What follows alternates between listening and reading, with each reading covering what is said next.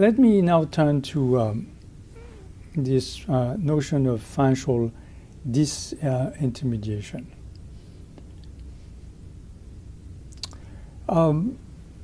Here you see on this slide the situation in the US, the European Union, and Japan in terms of the relative contribution of capital markets versus banks. And what strikes you here is that the US relies relatively less on banks for the purpose of financial intermediation than the EU or Japan. In the US, almost 80%, 79% of all financial intermediations is carried out through capital markets. And the remaining 21% through banks. In the EU, you can see that banks still account for 75% of total financial intermediations, and capital market only for 25%. And Japan is even more tilted towards banks. If you look at Africa, you're going to find that, and we'll show the ratio a little later in the presentation, the emphasis or the reliance of financial institutions is even stronger. In other words, the shift away from financial intermediaries to capital markets hasn't quite happened. Or if it had happened, it happened in a very, very minor way. You know, it is the case of Nigeria on the left versus Kenya on the right. And you see, first of all, that the financial sector is relatively small compared to South Africa, which is the giant that dwarf really the rest of Africa.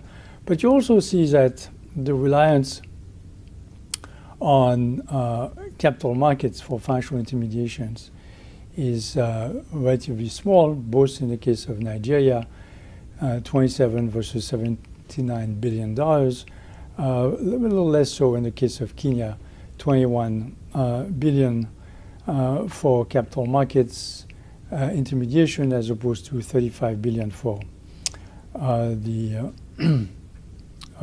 banking sector. So what is this intermediation about? It's about a shift, as we indicated, away from banks towards capital markets. So let me reiterate our little diagram of financial intermediation and disintermediation by adding a couple of pieces to the story.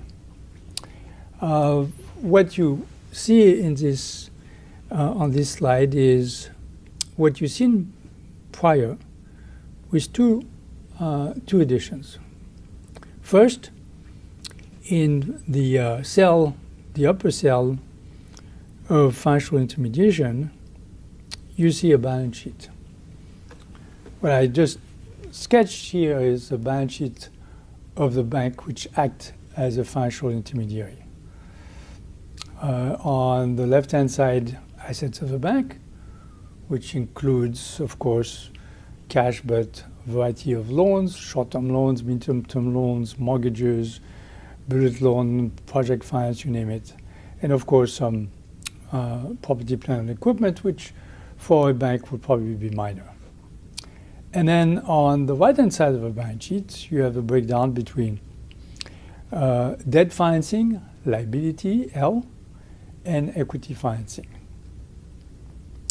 And I attach to this the weighted average cost of capital. And you'll see in a second why this point is important. In the middle of the diagram, I added credit rating agencies, which play a critical role if financial intermediations shift away from banks onto capital markets.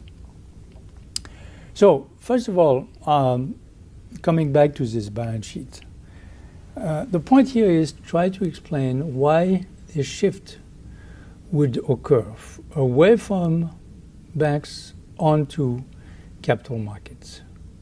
And as we look back 100 plus years, we see that in most countries, that shift has been happening. In some countries, a lot faster on a larger scale than in others.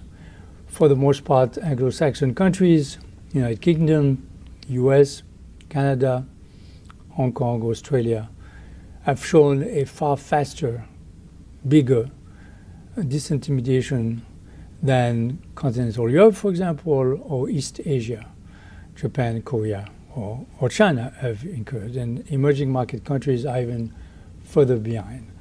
They are barely stumbling into this process of disintermediation. Now, why is this process of disintermediation important? It's important because at the end of the day, the cost of financial intermediations comes down significantly. And the reason is really in this balance sheet that you see in the upper cell of this diagram. Anytime a bank makes a loan, it has to account not only for the cost of sourcing that additional amount of money by issuing debt of various kinds, it has to also to account for its equity. Banks have to be capitalized.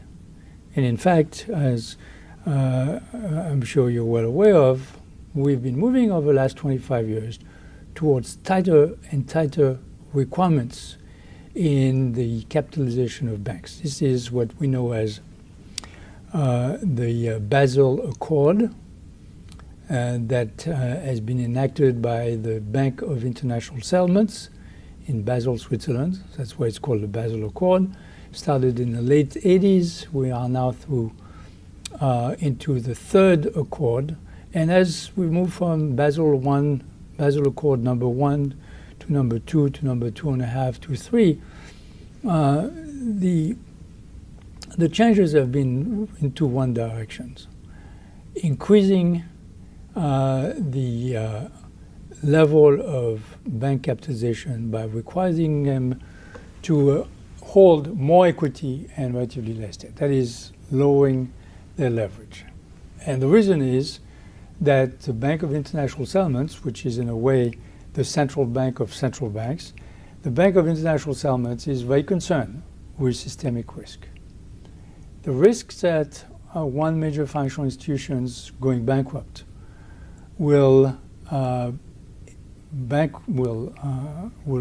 drag other financial institutions into bankruptcy. It's kind of a domino effect. If one large bank collapses, then bank number 2 and number 3 in that country or other countries will also collapse. So this fear of systemic risk, which we experienced not so long ago with the subprime crisis, is such that BIS, the Bank of International Settlements, has pushed for tighter capitalization of banks, simply because a bank that has more equity can afford to have more non-performing loans. If you have an equity cushion of about 10% of your balance sheet, you can afford to have 10% of your loans going bad. But if you only have 4% of equity, you can only sustain a loss on your loan portfolio of 4%. So clearly, by forcing higher level of capitalization, BIS, the Bank of International Settlements, hopes to lower the risk of the risk of the system, the financial system collapsing. That has, of course, a major implication for the cost of loans. Banks now have to account not only for the cost of debt, but for the cost of equity, which is captured in this weighted average cost of capital. And that is, of course, something that you do not find in the direct financing path, where savings is channeled to firms in need of capital to invest directly through markets. The two parties get together without a middleman, without a bank in between. And that reduces the cost. However, to do that, there are a number of tasks that banks perform that capital market will not perform. And one of which, of course, is before a company can issue a security, let's say it's commercial paper, a very short-term note, a bond of 9 months maturity, investors have to know really what is the risk involved in buying and investing in that note. And that's what credit rating agencies do. Credit rating agencies, ex ante, before the financing is provided, will review, analyze, study very carefully the credit risk associated with that note, and will issue a rating, credit ratings that we're all familiar with, ranging from AAA for the best credit risk all the way down to D, which is a defaulting security. Now, of course, most investors would rather stay in the A category, maybe venture as far as BBB, but these are investment-grade securities. And credit rating agencies in that context perform the role that banks typically would perform in scrutinizing a company applying for a loan. So now we have kind of a division of labor, capital markets taking over financial intermediation and subcontracting to credit rating agencies the task of assessing credit risk.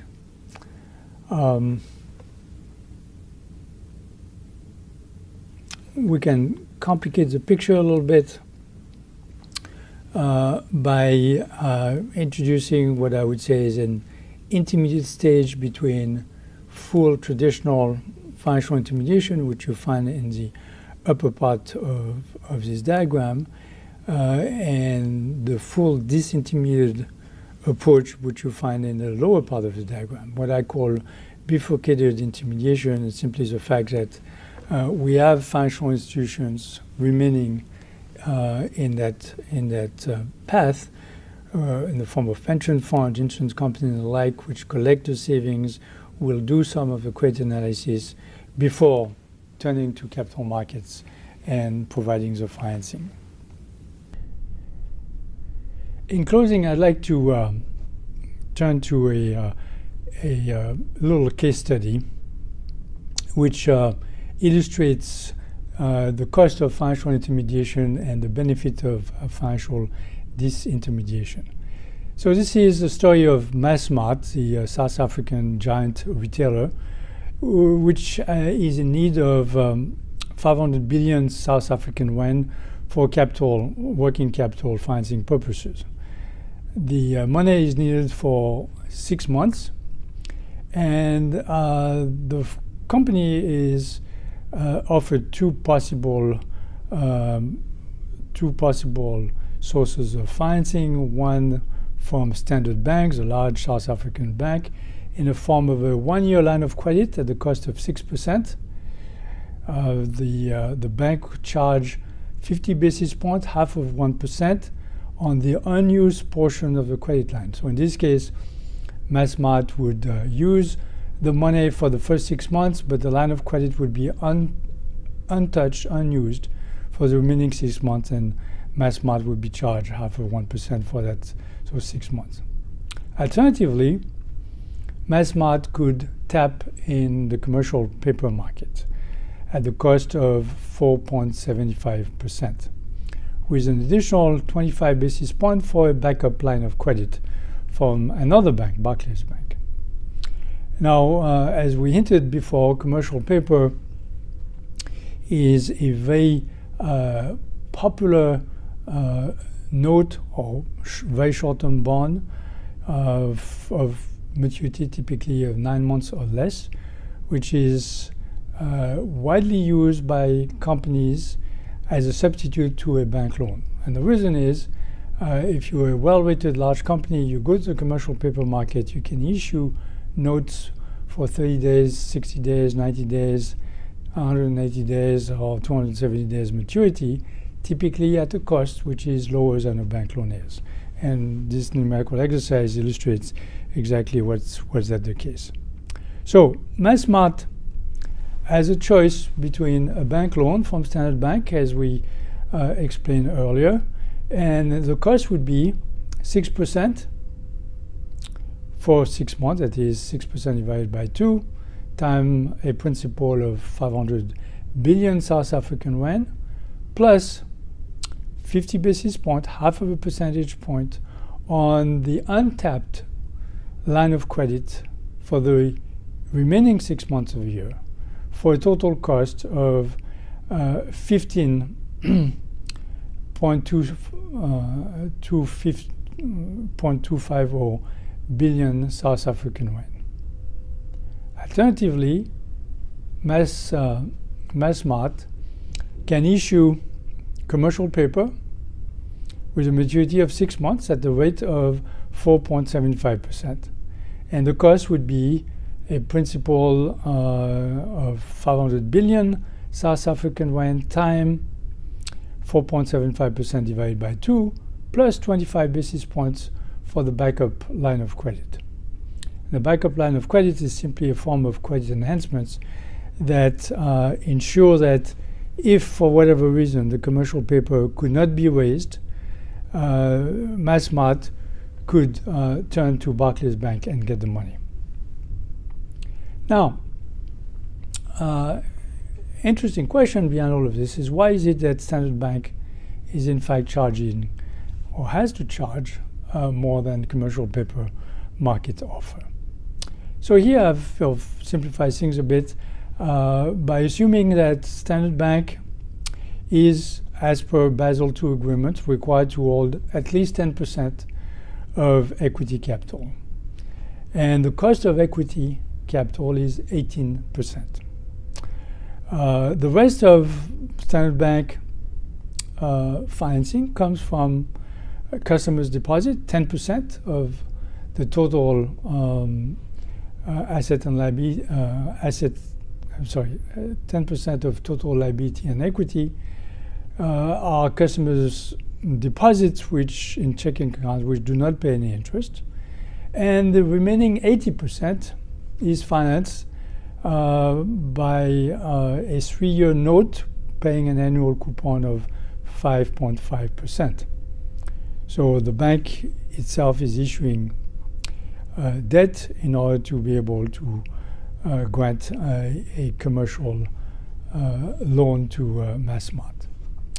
So what I want to illustrate is the fact that the weighted average cost of capital, that is, the minimum cost that the bank can charge on its loans, reflecting the blended cost of relying on both debt and equity for financing itself, is in fact 4.96%, almost 5%. And this comes from simply working out the numbers. As you can see in the middle of the slide, weighted average cost of capital, WACC, is comprised of two components. The first component is the cost of debt on an after-tax basis. So you see debt divided by debt plus equity. This is a percentage of financing coming from debt, time KD, which is the cost of debt, in this case 5.5%. On an after-tax, rate of corporate income tax in South Africa is 28%, and because interest payment is tax deductible, the cost of debt to Standard Bank is after tax time 1 minus T. And then the second component of the weighted average cost of capital, which is the cost of equity, E divided by D plus E, which is simply the percentage of equity financing that Standard Bank relies upon. In this case, it's 90%, times the cost of equity. So we put the numbers together in the next to last bottom line on the chart. You see 10% of deposit from the bank customers, which pay 0%, so 10% times 0, plus 80% of debt financing at 5.5%, on an after-tax basis, time 1 minus a tax rate of 28%. That is the cost of debt financing for the bank. Plus 10% of equity financing at the rate of 18%, which gives you a weighted average cost of capital of 4.96%, which is, of course, higher than the cost of commercial paper. Now, what you've noticed here is that the cost of equity is significantly higher than the cost of debt. And the reason is that the provider of equities, the investor in the stock of the bank, are in a very treacherous position. They come last. They do have a claim on the bank's net cash flows, and they hope, of course, that over time Standard Bank will pay dividend and have the stock price appreciating. But equity investors come after everybody else. All the lenders and the government have a claim on Standard Bank's cash flows that comes ahead of equity investors. So equity investors find themselves in a risky situation, and being in a risky situation, they expect a higher return on the investment. That's why you see the cost of equity at 18%. So again, the point of all of this is to illustrate that because banks are capitalized, have to source relatively expensive equity capital to reduce the risk of bankruptcy, they tend to be less and less competitive with commercial paper or any other disintermediate finance, which eliminates the middleman in the process.